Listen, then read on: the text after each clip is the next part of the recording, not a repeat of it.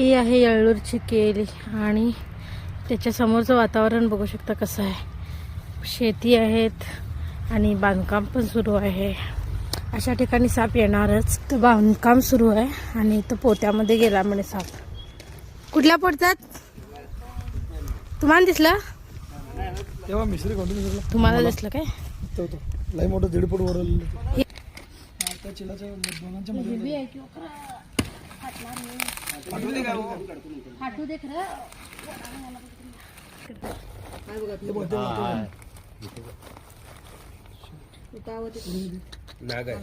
Start करा camera. Start केलंय. नाग आहे. काट टाकायला आलाय तो.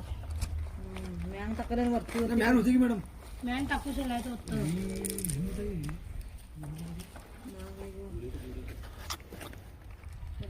सांगोलीची बिळा ते तट काढा म्हटलं बरं झालं.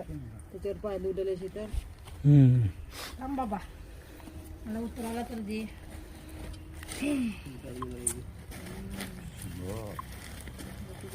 ते अर्ध बिळातच आहे काय की चावायला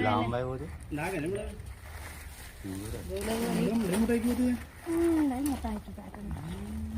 चला सरका पाव तिथलं तुम्ही ते हातात मग सरकाला माझ्या टाकायला आलं ना टाकायला.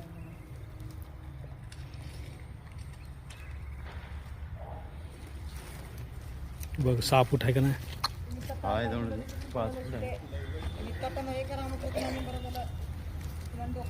फार मोठा नाग आहे. काट टाकायला आलाय. आपण आता परत पहिला ह्याला पॅक करूया.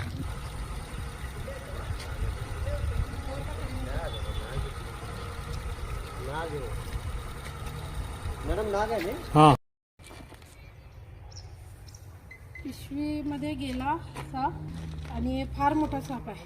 अंदाजे 5-6 वर्षाचा हा नाग साप आहे आणि काट टाकायला आलाय.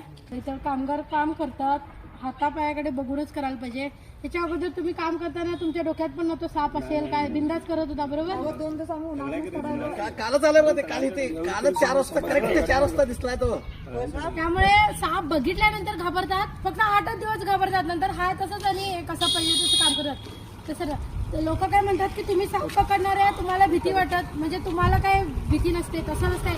सगळ्यात जास्त तर आम्ही घाबरतो कारण आम्हाला माहिती असते कुठं कुठं साप असतंय किंवा असं काळजीपूर्वक आम्ही काम करतो. बॅटरी घेतल्याशिवाय आम्ही घरातून बाहेर निघत नाही. पण यांचं तसं नसतंय. कधी तर एकदा साप बघतात तेव्हा 8 दिवस एवढंच घाबरतात. त्याच्यानंतर बिंदास काम करतात. तसं न करता कधी पण आपला हात पाय जिथं पडतोय तिथं साप आहे का एवढं तुम्ही केअरफुली राहिला तर सर्पदोषापासून वाचू शकता.